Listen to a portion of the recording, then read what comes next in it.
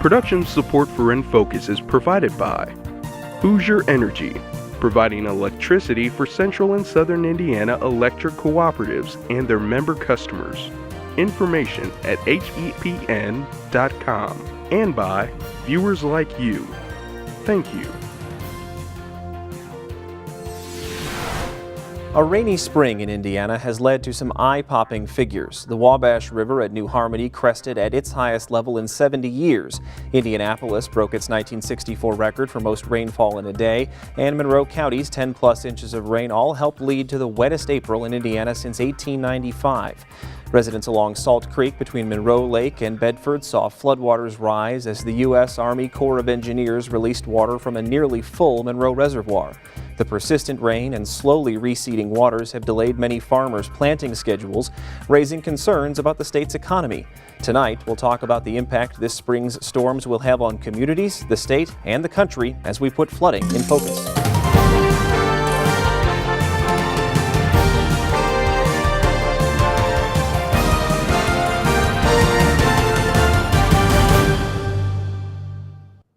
And thanks for joining us for this edition of In Focus. I'm Stan Jastrzebski.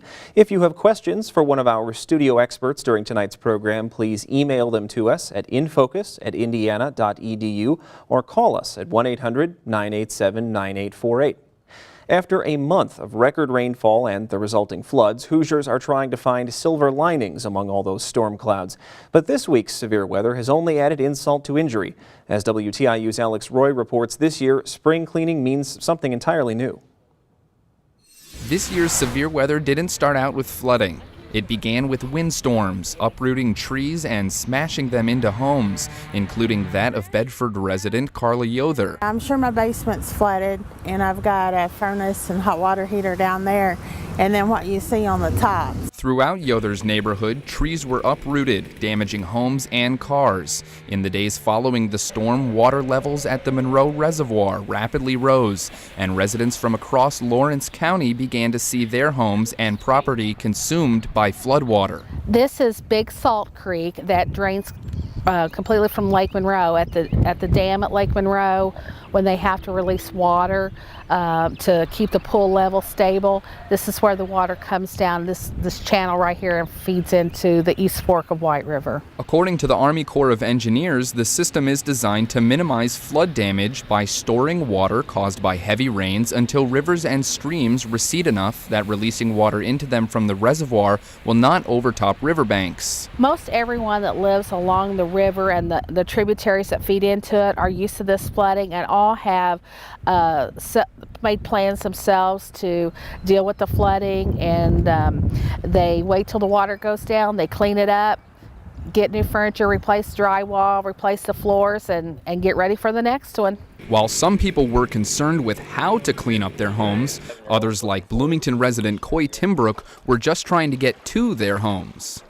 We are way up on the hill, so we've got a beautiful view of our new lakefront property. Timbrook has to canoe his family to and from their home. He says he's never seen the water this high. My father-in-law built our place in 1976, and in 96 he canoed almost for 4 weeks, and that was when Brummett's Creek was lower, and they actually have lifted it since then, but I believe this is the first time the lifted area has flooded. Governor Mitch Daniels signed an emergency declaration last week for 34 counties across Indiana, which will allow state agencies to begin working with the Federal Emergency Management Agency to assess damage to public and private property. The persistent rain and slowly receding floodwaters could prove devastating for some farmers. Tim Shoemaker plants corn, soybeans, and wheat on his southern Jackson County farm, but it may be too late this year for him to get a longer season corn planted. Typically, your higher yielding hybrids are in the longer season corn. Also, in a given year, we'll have short, medium, and long season corns. It helps to spread out the risk, but when you plant everything late and everything goes to the same maturity, it puts all your risk in one area. According to a report released Monday by the U.S. Department of Agriculture, Indiana had only planted 49% of its corn crop, while at the same time last year, 88% had been planted.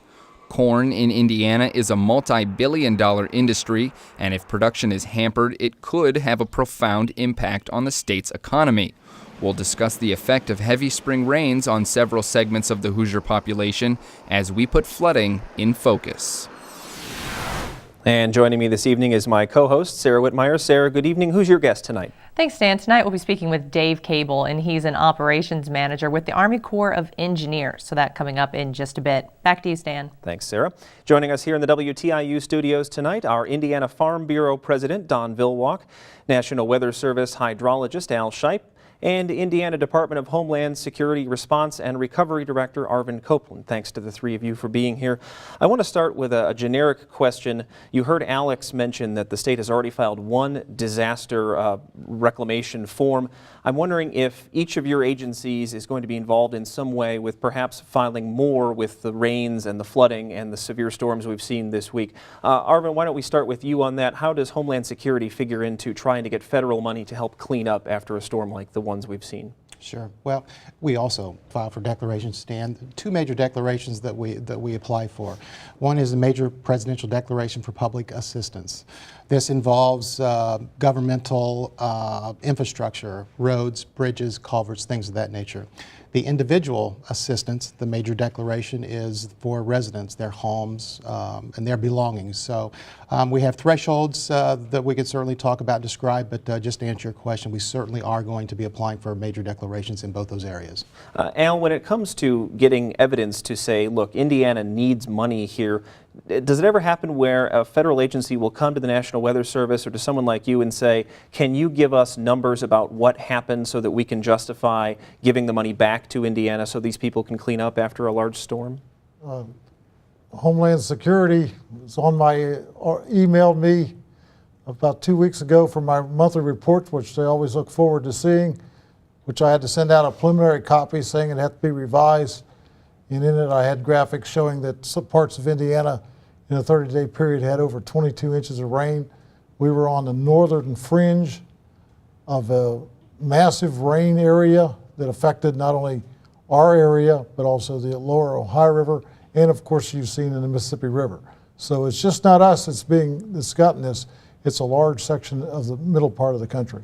And Don, I'm assuming that a number of the farmers whom you serve have already come to you and said, hey, look, we need this help and we need it now. You heard from the gentleman who was in Jackson County who's having trouble planting his corn. I'm sure that's a story you've heard a number of times already this year. It is. It's one that we've heard from farmers all across the state of Indiana. Of course, south of western Indiana with the majority of rivers coming together here with the Wabash River, the East and West Fork of the White River all coming together in this part of the state. We see more flooding, but I can tell you farmers are behind on planting all across the state. Here we are almost the 1st of June, and the numbers reflected in the surveys really are May 1st numbers typically. Arvin, tell me a little bit about how the disaster declaration process works. I've never been quite clear if there's this sort of figurative pot of money that we start out a year with, and Indiana's already dipped into it once. Does it make it harder to ask for money a second time, especially when you've got people in Missouri who obviously have even more severe circumstances and are going to need the money perhaps even more than Hoosiers might need it? Sure. There are certainly budget crunches all over, we know that, but everyone plays by the same rules, whether you're in Missouri or Indiana, and the thresholds are the same based on censuses. So short of going into what those thresholds are, there is no limit on how many times you can dip into it. If you meet that threshold, you have the opportunity to apply for that major declaration. And we have met that since 2008 approximately 6 times for major declarations. So here in Indiana, we've been quite busy, and my job and my mission is to get as much money back to the residents and to the state of Indiana as I can, Stan. Between the first declaration and the one that's likely upcoming from all of these storms, any idea how much money the state will be asking for in total from the federal government to help make Hoosiers whole? Sure. Well, when we talk about asking for money, we know up front what we're asking for when it comes to the public infrastructure because we actually go out and do those estimates. So we're looking at approximately $10 million right now in public infrastructure damage. As far as the homes, we're out there still inspecting the homes. What we look at is we try to reach that trigger or that threshold of about 200 homes that have been major or destroyed, which people, it makes them inhabitable. So that's our trigger, that's our threshold, and it's difficult to put a dollar sign on that one, Stan. All right, well, I need to move over to our WFIU radio booth and Sarah Whitmire for her guest this evening. Sarah? Thanks, Stan. I'm joined in the studio by Dave Campbell. He is with the Army Corps of Engineers. And I want to begin by just talking to you about flood damage reduction. That's one of the major goals of the Army Corps of Engineers. So can you talk about what happened at Monroe Lake and at Patoka Lake? Basically what happened is we held water to prevent downstream flooding on the East Fork of the White River, which runs into the Wabash, that runs into the Ohio, that runs into the Mississippi, and Patoka runs into Patoka River and then runs into the Wabash. And basically we had, as was noted earlier in the segment, that we got a lot of rain. We held the water, and we held the water as long as we could, and we finally reached what's our emergency spillway crest and actually exceeded that, and so you have water flowing through the emergency spillways instead of going over the top of the dam. It's kind of like it's an overflow safety feature that's built into our dams so that it'll bypass going over the top of the dam, like what happens with some of the levees. If they get over top, they get washed away. This stops that. It goes through and bypasses the dam and goes back into the creeks. Can you describe the decision-making process that goes into this? How do you decide we're going to take this measure? Well, part of it is there is no decision because it's Mother Nature. If it gives you, 400% greater rainfall than has ever been provided in April, that has an impact. But also the decision is not made here locally. It's made in a whole watershed sort of setup, which is, as was noted, the lower Ohio, as Mr. Shipe said, the lower Ohio, Mississippi, and so forth that got hit. And so you basically had the entire watershed from basically the Gulf of Mexico all the way to the upper end of Monroe Lake got lots of rain. And so we're holding back, but you still have downstream flooding. The decision's made in concert with a lot of other projects because we're not just by ourselves here. We have to look at what's going at other projects and on the rivers and so forth, because we are just at one control structure on a small drainage area, which is like 400 square miles, which covers like five counties. But we're providing water that goes into a place that covers all of southwestern Indiana. So that's a small amount when you start looking at all the acreage. How do you prioritize, though, and determine that one community is going to get flooded over another community? Well, again, for Monroe, the small amount of water, although specifically for Salt Creek, it's a large amount. But basically, that was how the lake, why the lake was constructed in the first place, was flood control. It actually goes back to the 1937 flood that occurred all along the Ohio. And that's why these lakes were constructed, to help control that. And one of the items is if the lakes hadn't been here, the equivalent water would have been 13 feet of water across the whole metro Louisville. And again, we don't flow that direction. We flow into the Wabash, down past Evansville, into Mississippi and so forth. But they're looking, that's why they've had to make decisions in other locations to determine, do we flood farmland or do we flood towns? And that's where a lot of the decision making gets being made. Monroe was designed to flood up to a certain elevation, but what happens is you get all that rain, it doesn't have a chance to make it all the way down the lake. It's in the creeks. We have a situation where you've got basically a big flood hose or fire hose putting into the lake, and we've got a garden hose to let it out. Unfortunately, that's all the time we have. So Stan, back to you. Thanks, Sarah. Al, I wanted to start with you and base my first question off of something you just heard Mr. Cable say. I'm thinking about how you sort of do the math on all of this. So we've got all this standing water, and we've got this water table, and which is above limestone and karst topography and things like that. How much water can typical land in south central Indiana hold before it just is past the point where it can absorb any more and we need to have dry days and there's no solution other than sunlight? That depends based on the time of year. We're fortunately in the time of the year when the sun is length, and at the longest time of day, the vegetation is all out, so it takes up the moisture in the ground very quickly. Typically, I'm going to estimate it takes roughly 2 to 3 inches of water to saturate the soil mantle, and then it'll start running off. Obviously, we've had that kind of rain very frequently this spring. It would take roughly 7 days of no water, no rain for what water is just in the river now to pass into the Ohio River from our area here, and then the rivers would start to recede, which they were receding before we got into this latest rain spell about 2 days ago. Fortunately, we see the pattern going the other way. We have a pretty high confidence starting Memorial Day. We're looking at temperatures approaching the 90s. We're looking at dry weather lasting probably 6 or more days. And with the sun being high in the sky, things on the hills will start drying out pretty fast. Unfortunately, the river bottoms are going to take a little bit longer. And it may be only soybeans in the river bottoms this year. I'm glad you mentioned crops. Don, I wanted to ask, we've talked about the possible economic effects to farmers who are not able to get some of their crops into the ground as early as they might have. Do you often see that there is lasting damage from flooding to farmland? You own a bunch of farmland in the Vincennes area yourself. If you have floods like the one you have now, and I've seen photos of your land just today, is there going to be lasting damage that you as a farmer are going to have to correct before you can then replant on that land, even when it's dry? Well, it's a great question.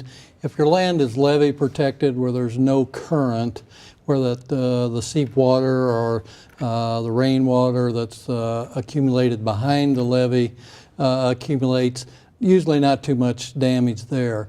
But if we have levee breaches or the river is channeled in a specific area, that land is not protected by a dike or a levee. We have a lot of scour erosion where a lot of the topsoil, if it's not protected with a cover crop, could potentially be lost. And in the last few years, seems to be the velocity of the rivers have been faster, and we've had more erosion in each flood that we've had recently. I'm curious to get a point of view from each of you, and Arvin, I'll start with you. As far as putting in more barriers to flooding, Don mentioned dikes and levees and crops, and you can use sandbags, and there are any number of different things you can do to try to mitigate flooding. Should Indiana and the people who own the land, especially the farmland and the land that's in low-lying areas or near rivers, be doing more as a preventive step to try to ensure that if you get a lot of rain, that you're not going to feel it as severely in the form of flooding? Well, in short, yes. I try to stay in my own lane here, and I certainly am not an engineer. So I will talk about what I do know. And I do know that we certainly don't need to continue to put structures in the floodways, in the areas that are prone to be flooded. I absolutely am a proponent of removing those structures. As far as putting up more barriers, certainly there is engineering that can go on and put up structures. The dams that have been built here in the state of Indiana have not only been great for flood control, it's always been great for recreation and economic development also. So in short, yeah, we certainly can build some barriers, but my mission here stands really is just getting the structures out of the floodways and the flood zones. Al, what do you think from a meteorological point of view makes the most sense in terms of Hoosiers trying to keep themselves safe and away from a situation where they end up having a flooded home or flooded land? First of all, they have to recognize that Mother Nature is going to be Mother Nature. The river is going to take what the river is, and I would not build in the lowest part of the river. And we may have overstepped our bounds in some of those areas and taken out too many wetlands and whatever. Indiana, before it was settled, was a big wetland state. And we may have to put some of those back so that we can not have to fight this it seems like every other year. 2008 was a year where we had a lot of floods also. It started in January, February, March, June, September, and I even think the end of the year.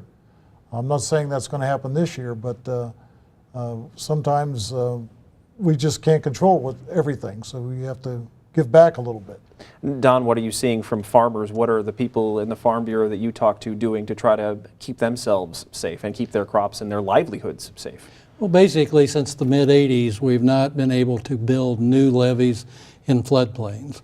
The levees that are in existence, as someone said earlier, were built mainly after the 1937 flood that was a record-setting flood. And so those levees have been in place for a number of years. Some of them have deteriorated. They need to be upgraded to today's engineering standards to do that. But a lot of property values of agriculture land is based on having levees there. Farmers pay taxes on those levees to maintain them, to keep them in place. And quite frankly, river bottom, silt loam land is the most productive land that we have in Indiana. So it's very important that those that are in existence and those areas that have been established as farmlands, we'd like to see them kept that way. But I think the point that we shouldn't add additional diking or levees in the process is something we really don't need. Well, let me ask about that. I'm curious why the both of you think that's the case. I mean, we talked a little bit earlier about how establishing these lakes, Mr. Cable said, helped to mitigate flooding, especially along the Ohio River.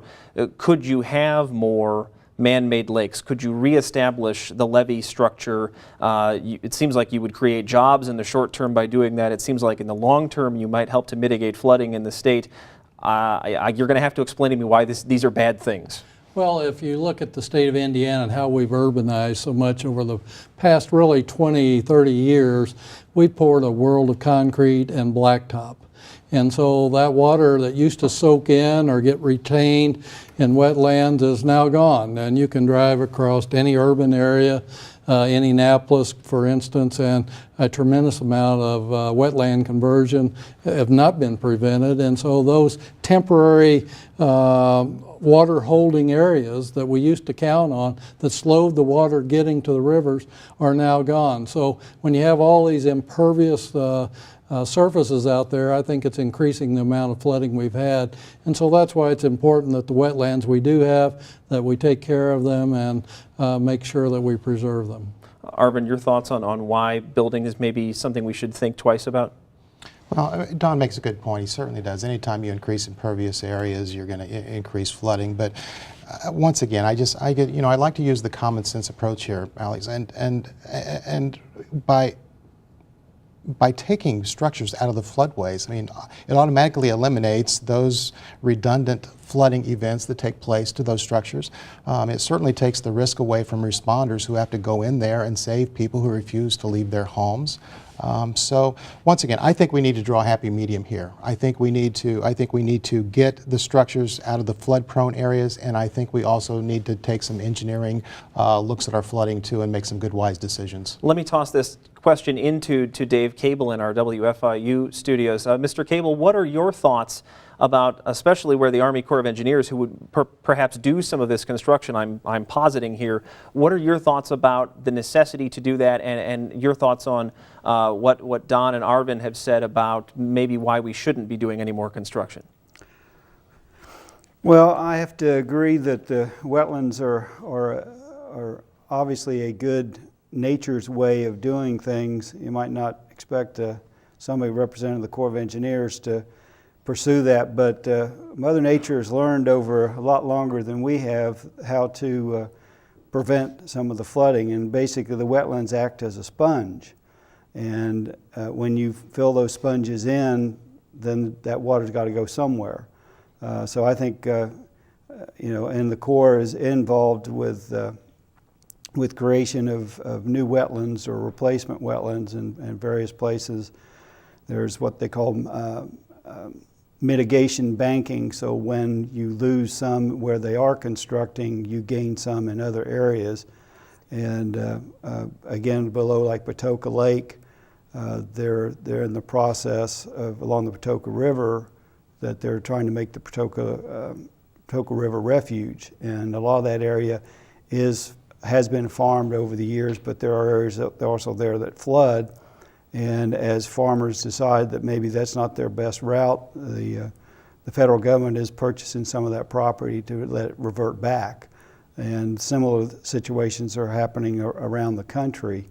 And again, that's kind of like the Everglades in Florida, trying to revert back what we did back in the 30s, which was to convert some of the wetlands into areas so that people could construct. But now we're finding that maybe that's not the best thing to do. All right, you three have converted me.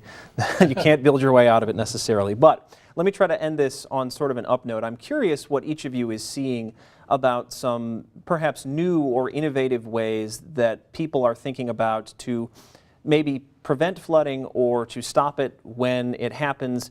We've seen approaches that are not just fill as many sandbags as you can and throw them on the riverbank during this year's round of flooding. I'd like to go down the line, starting with Don, and find out, what are you hearing? Are there people who have some new and interesting ideas that might be beneficial to Hoosiers down the line? Well, farmers have adopted no tillage as one of their primary methods today, where we don't do any tillage at all. We remember farmers plowing and disking. Well, we don't do that anymore. That we put cover crops on our land to, one, protect us from soil erosion, but it also slows runoff on certain areas to do that. And so in these areas where we do have floods, hopefully there is some cover crops in place before the flood gets there. I think that's very, very important that we do that. I think farmers are very conscious of that. And then I want to also point out, even though we are behind, Indiana farmers, as farmers all across the country, are very resourceful, and we get owls 7 days in a row of some sunshine here. I think farmers are going to be working 24/7, if not longer, to get this crop put in the ground. In just a couple of seconds, each of you gentlemen. First, Al, new and different things that you're seeing in 10 seconds? Well, I encourage people to join on our Kokoross site, report in these unusual rain events so we can have them archived. All right, Arvin, real quick, anything from you? I'm going to walk the fence on this one here. If you're going to keep it in the floodway, you can elevate your property and still enjoy the waterways. All right. Well, thanks to you three for being here tonight. I really appreciate your insights. My thanks also to my co-host this evening, Sarah Whitmire. Sarah, thanks so much. Thank you, Stan. Please do send us your questions for next month's Infocus program to infocus@indiana.edu. You can also leave a comment or see portions of this program by visiting our website. That's indianapublicmedia.org/infocus. And thanks to all of you who watched or listened. Have a nice night.